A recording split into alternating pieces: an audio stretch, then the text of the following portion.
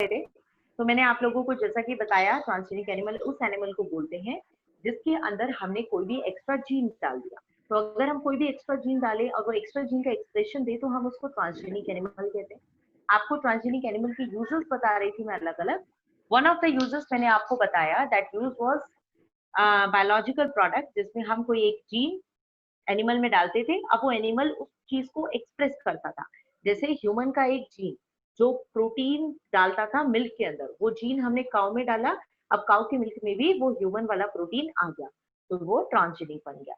हमने पढ़ा normal physiology and development, किसी जीन के फंक्शन को मैं जानना चाहती हूँ, तो मैंने क्या किया इसके अंदर, मैंने वो जीन एनिमल में डाल दिया, एनिमल में एक्स्ट्रा जीन चला गया, इसीलिए उसको ट्रांसजेनिक कहा। और इसका मतलब क्या है, now it will show expression, वो एक्सप्रेशन देगा, तो मैं देख सकती हूँ वो जीन का एक्सप्रेशन क्या है, वो जीन बाकियों को कैसे इफेक्ट कर रहा है, बाकी फंक्शनिंग को कैसे इफेक्ट कर रहा है, we will study that. Then the third point is study of disease. यहाँ पर हम 2 पॉइंट पढ़ चुके थे, अब ये सुनिए, स्टडी ऑफ डिसीज तसल्ली से सुनिए। Now what is study of disease. मान लीजिए कोई जीन है जो मुझे पता है कि ये जीन अगर ऐसी सीक्वेंस होती है तो that sequence will result in disease, in the expression of a disease. तो मैं क्या करूंगी, मैं जो डिसीज का जीन है, डिसीज के जीन को मैं एनिमल के अंदर इंड्यूस कर दूंगी।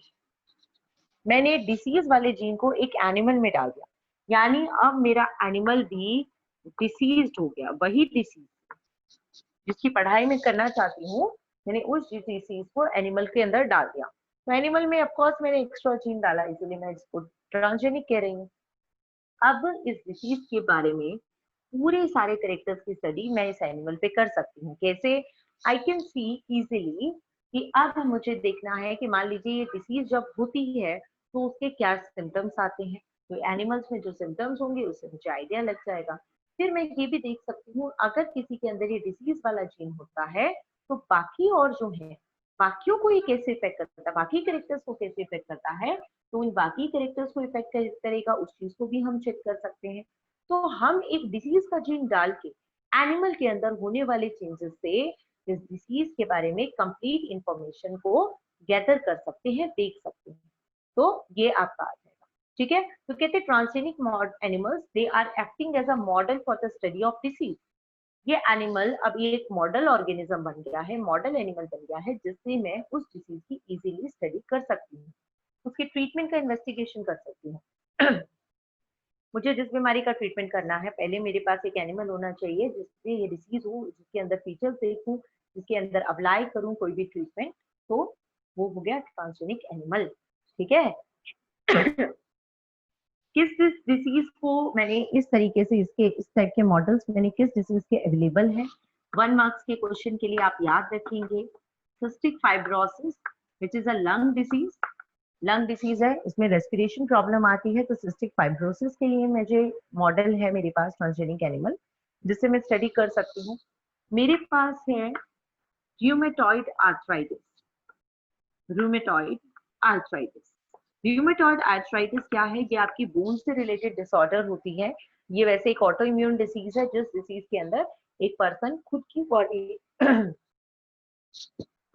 सॉरी, खुद की बॉडी उसको इफेक्ट हो जाती है, जिसके अंदर वो अपनी बॉडी को डिस्ट्रॉय करने लग जाता है, तो ये रूमेटॉइड आर्थराइटिस, इसके ऊपर भी एक मॉडल अवेलेबल है जिससे हम इजीली कर सकते हैं, ठीक है। और तीसरी चीज आपकी क्या है, अल्जाइमर डिसीज है,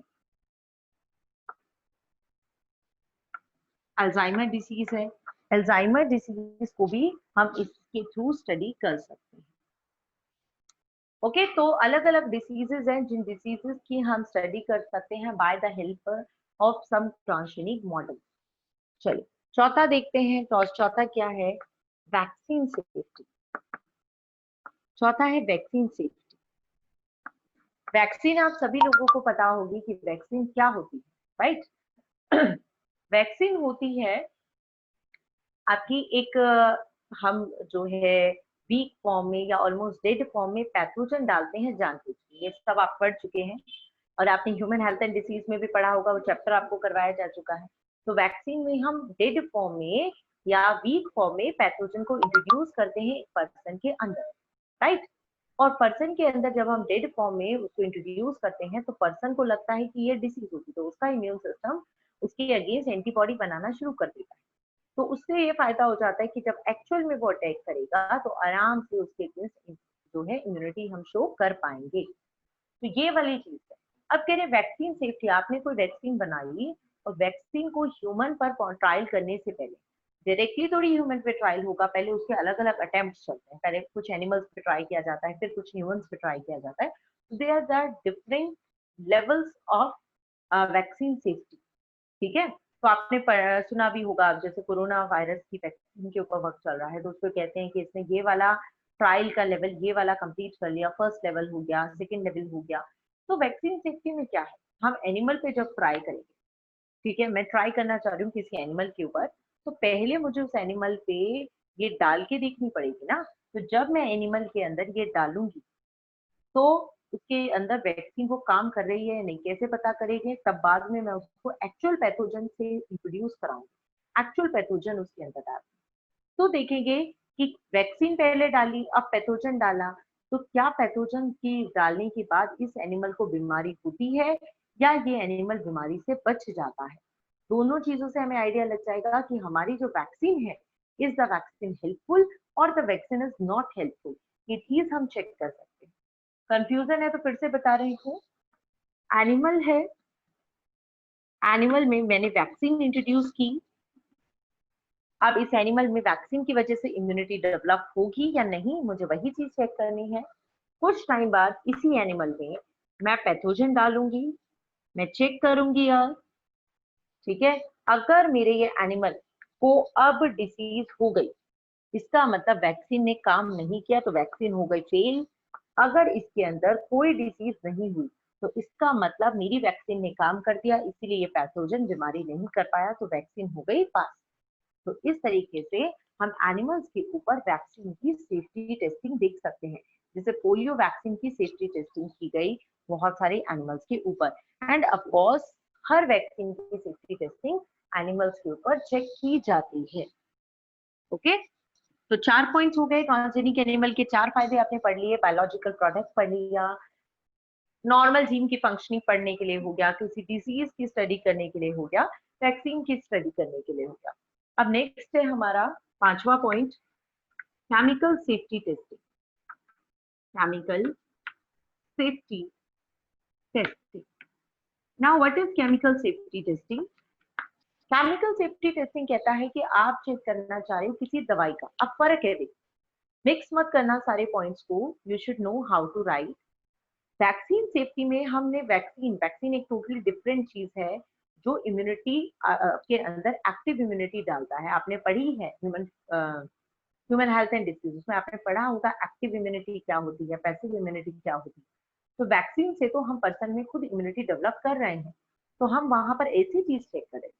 केमिकल सेफ्टी टेस्टिंग में हम दवाई बना रहे हैं, कोई दवाई यानी ड्रग्स, नॉर्मली वर्ड यूज करते हैं मेडिसिन के लिए, तो ये मेडिसिन बनाई है। अब मेडिसिन कोई भी डायरेक्टली नहीं चलती, मेडिसिन के लिए क्लिनिकल ट्रायल्स होते हैं, क्लिनिकल ट्रायल्स में पहले एनिमल्स पे ट्रायल चलेंगे, फिर कुछ नंबर ऑफ पीपल, अलग अलग जगह के अलग अलग लोगों पर वो ट्रायल चलेंगे, फिर बीमारी वाले लोगों पे चलेंगे कि बीमारी है तो वो मान लो कोरोना की कोई चीज बनाई, कोई दवाई बनाई, तो चेक करेंगे डायबिटीज वाले पेशेंट के अंदर ठीक बिहेव कर रही है या नहीं, एलर्जिक तो नहीं हो रही, ठीक है, किसी और पेशेंट के अंदर चेक करेंगे। तो इस तरीके से चेकिंग होती है दवाइयां बनाने के बाद अलग अलग लेवल पर, जो कि बहुत जरूरी है।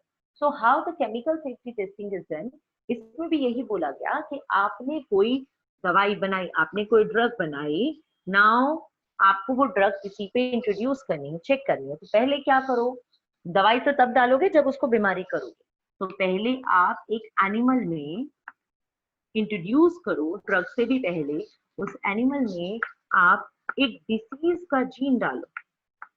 पहले मैं इस एनिमल को बीमारी करूंगा, मैंने डिसीज का जीन डाल दिया, एक्स्ट्रा जीन डाला तो ऑब्वियसली एक्स्ट्रा जीन होते ही हम उसको ट्रांसजेनिक बोलते हैं। ये डिसीज का जीन मैंने एनिमल में डाला, मेरा एनिमल हो गया disease, now the animal is disease animal. अब मुझे क्या चेक करना है, अब इसके ऊपर दवाई चेक करनी है, तो अब मैं डिसीज एनिमल में ड्रग डालूंगी यानी दवाई डालूंगी। अब मैं देखूंगी दवाई डालने के बाद इसका बिहेवियर कैसे होता है। अगर दवाई से ठीक हो गया तो हमारी मेडिसिन ठीक है, हम इसके लिए इस मेडिसिन को जो है मार्केट में लॉन्च कर सकते हैं। ऑफ कोर्स सीधा इसकी टेस्टिंग के बाद नहीं, बहुत लेवल्स की टेस्टिंग होगी, बट यस इस ट्रायल को इस दवाई ने पास कर लिया। तो हम इस तरीके से कोई भी दवाई कुछ भी नया बनता है तो पहले उसको चेक किया जाता है किसके ऊपर, पहले हम उसको चेक करते हैं इन एनिमल्स के ऊपर। Is it clear? तो इस तरीके से ट्रांसजेनिक एनिमल्स हमारे लिए बेनिफिशियल है। ऐसे एनिमल्स में अलग अलग जीन डाल के हम बहुत सारी चीजों को पढ़ सकते हैं, हम उनसे प्रोडक्ट ऑब्टेन कर सकते हैं, हम उसमें बीमारी की स्टडी कर सकते हैं, जो नॉर्मल जीन की स्टडी कर सकते हैं, वैक्सीन की स्टडी कर सकते हैं, या किसी ड्रग की स्टडी कर सकते हैं। This is the topic transgenic animal and there uses. चलिए ये वाला टॉपिक कंप्लीट हुआ। इस टॉपिक से रिलेटेड आपके कुछ क्वेरीज हैं तो raise your hand so that we can allow you. Any query related to the topic transgenic animal? You can raise your hand simply.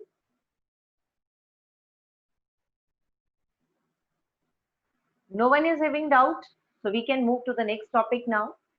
अब आपके बिल्कुल थियोरेटिकल बायो से थोड़ा अलग ही हो जाएंगे, बहुत ही बेसिक से थ्योरी वाले 4 टॉपिक पढ़ने हैं हमें। ठीक है, 5-5 मिनट के भी, ये 2-2 3-3 मिनट के 4 टॉपिक है। सुन लीजिए क्या क्या वर्ड्स हैं। One of the word is ethical issue. One is ethical issue. दूसरा टॉपिक हम पढ़ेंगे बायोपायरेसी। बायोपायरेसी। नेक्स्ट आपको पढ़ना है बायोवार। एक आपको पढ़ना है बायोपेटेंट। These are the 4 topics which are left in this chapter. Then the biotech chapter, biotechnology applications chapter complete हो जाएगा। आप लोगों को एक बार पहले ही बता दूं, ये 4 टॉपिक मैं अभी आपको पढ़ा दूंगी। कल आप लोग इस पूरे चैप्टर को ठीक से रिकॉल करके आएंगे। Tomorrow we will discuss the NCERT questions as well as the NCERT exemplar question. ठीक है, तो वो सब डिस्कस तभी हो पाएंगे, जब आप तभी दे पाओगे जब आप सारे टॉपिक्स को रिवाइज करके आओ। चलिए शुरू करते हैं। Let us begin from the ethical issue. अब इथिक्स वर्ड का मतलब क्या समझते हैं आप लोग? क्या होता है इथिकल या क्या होता है इथिक्स? ऐसा कुछ आप आइडिया दे सकते हो? व्हाट इज इथिकल या व्हाट इज इथिक्स? तो वैसे इथिकल जो वर्ड है ना, वो हमारी हिंदी में बोलूं तो हमारी संस्कृति को लेके, हमारे इमोशंस को लेके, हमारे सोशल इश्यूज, ऐसे सारे इश्यूज को हम इथिकल इश्यूज के अंदर डालते हैं। देखो सिंपल सी बात है, जब भी कोई काम कहते हैं, इथिक्स एक्चुअली हमारे सोसाइटी है जो वो डिसाइड करेगी कि कौन सी चीज करनी ठीक है या कौन सी चीज करनी ठीक नहीं है। हम नॉर्मल भाषा में, मैं आपको एक एग्जांपल से समझाती हूँ। जैसे हम कहें अगर कोई मूवी आती तो उस मूवी के अगेंस्ट भी क्या होता है कि बहुत सारे लोग उसके अगेंस्ट खड़े हो जाते हैं कि ये जो मूवी है ये हमारे कल्चर को गलत रिप्रेजेंट कर रही है, ये उसके लिए ऐसा कर रही है, ये ऐसे बहुत सारे इश्यूज होते हैं। तो जब भी कुछ काम किया जाता है तो कुछ लोग उसके फेवर में होते हैं और कुछ लोग उसके अगेंस्ट होते हैं। तो इथिकल इशू में हम ऐसी ही कुछ बातें पढ़ने वाले हैं। जैसे मैं आपको बताऊं कि बायोटेक्नोलॉजी, आप सबको पता है, आपने 2 चैप्टर्स पढ़े, आपने देखा कि बायोटेक्नोलॉजी लोगों का भला करना चाह रही है।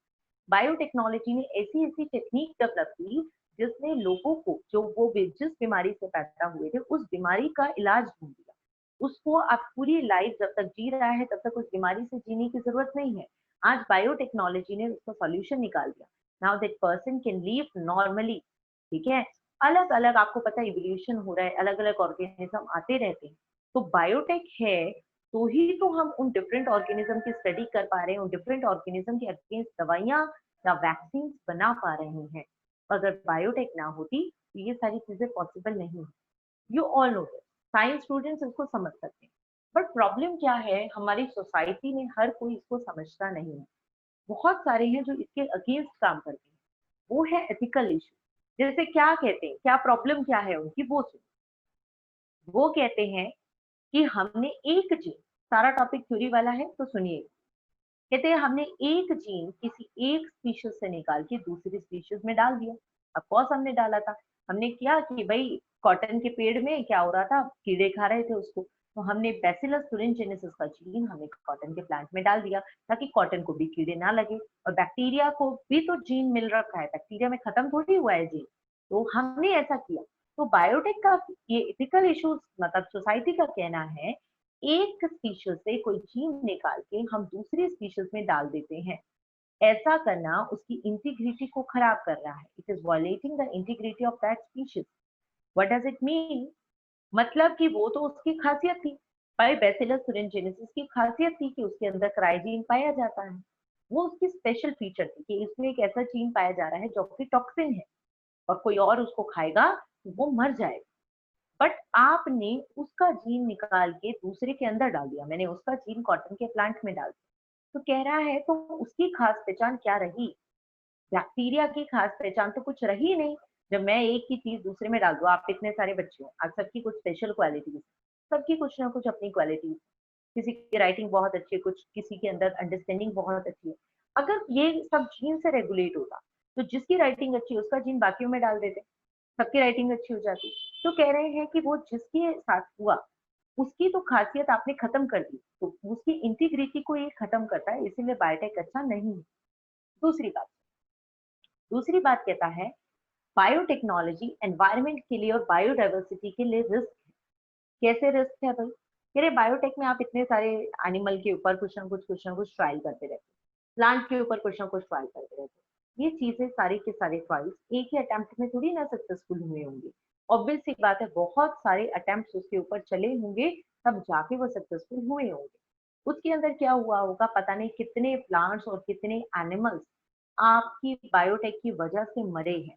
तो आपने बहुत सारी डाइवर्सिटी का नुकसान किया, आपने हमारे एनवायरमेंटल बैलेंस को डिस्टर्ब किया, उनका कहना है ये। फिर कहते हैं ह्यूमन का जीन आपने डाल दिया किसी एनिमल में। हमने अभी पढ़ा था, हमने ह्यूमन का जीन काऊ में डाल दिया बायोटेक।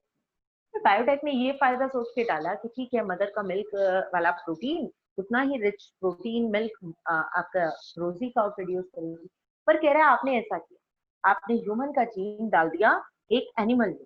तो आपने तो ह्यूमननेस आपके अंदर है ही नहीं, यानी मानवता के खिलाफ आप काम कर रहे हो। कैसी मानवता है जिसमें आप एक इंसान का जीन किसी एनिमल में डाल दो? वो गलत है, ये कहते हैं। चौथी चीज ये क्या कह रहे हैं? ये कह रहे हैं कि हम क्या कर रहे हैं, एनिमल से प्रोडक्ट्स बनाने के लिए हेल्प ले रहे हैं।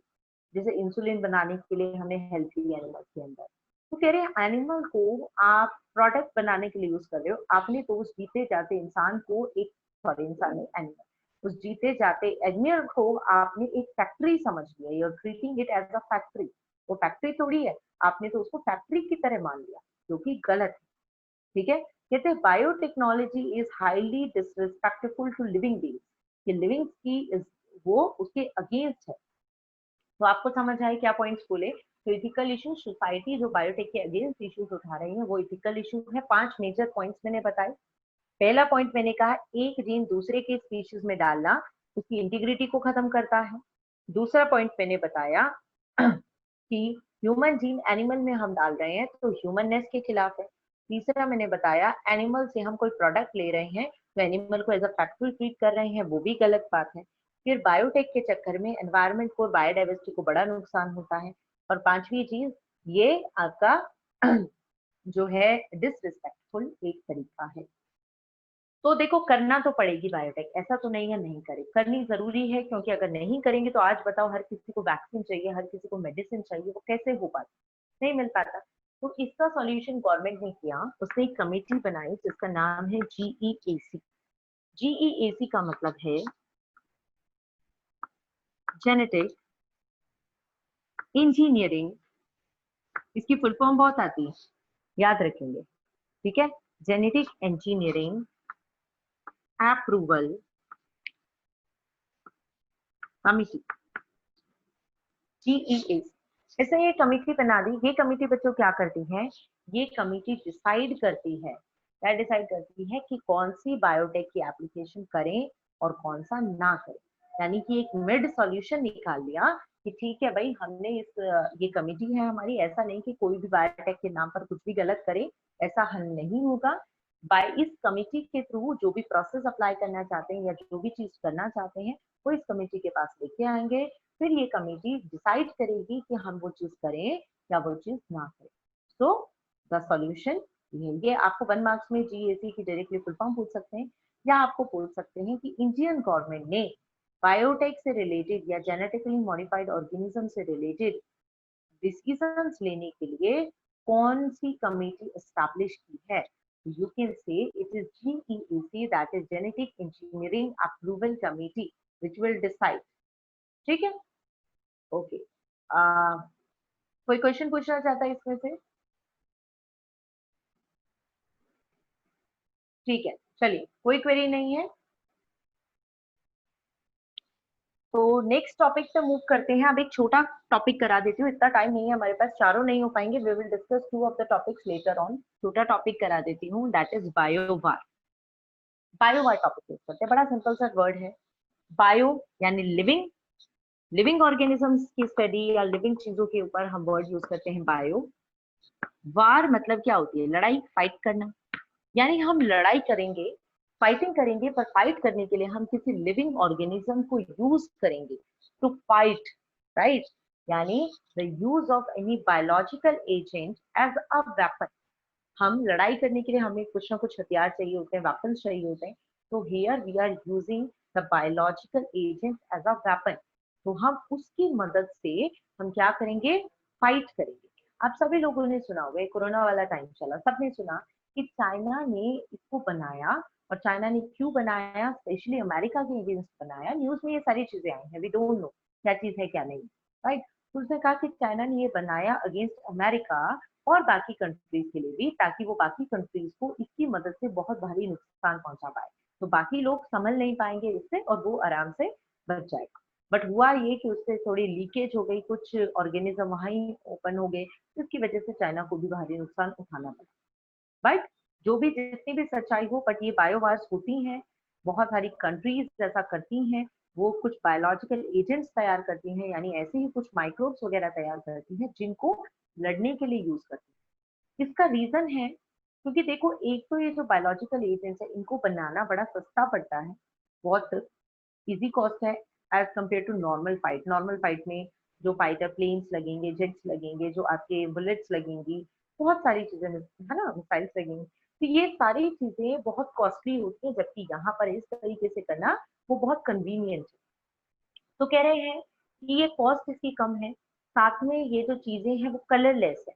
तो पता नहीं चलेगा कि एयर में अगर कुछ किसी ने छोड़ दिया, किसी चीज का बॉम्ब, बॉम्ब ही बोलते हैं इनको, इसका पूरा बॉम्ब, बहुत सारे बॉम्ब बना दिए। बॉम्ब मतलब बहुत सारे माइक्रोब इकट्ठे हैं और उनको रिलीज कर दिए। वो कलरलेस है, दिखेंगे ही नहीं किसी को। वो टेस्टलेस है, पता भी नहीं चलेगा कि टेस्ट की वजह से ही पता लग जाए ऐसा कुछ अजीब सा हो रहा है।